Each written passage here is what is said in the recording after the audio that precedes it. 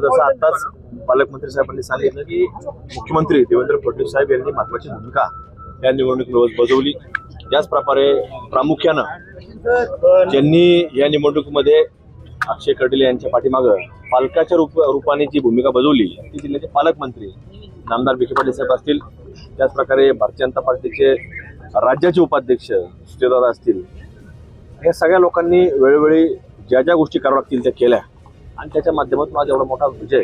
खडले साहेबांचा संपर्क होता, खडले साहेबांबद्दल एक लोकांची वेगळी भावना होतीच, पण या सगळ्यांबरोबर या भूमिका देखील सगळ्या लोकांनी बजावल्यात आणि मतदार राजा जो आहे केंद्रीकृत मोठा कौल आज अक्षय खडले यांना दिलेला आहे.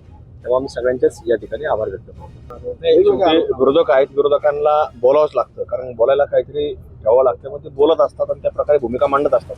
पण जनता ही शून्य असते आणि जनतेला माहिती असतं काय करायचं, कशा पद्धतीने करायचं.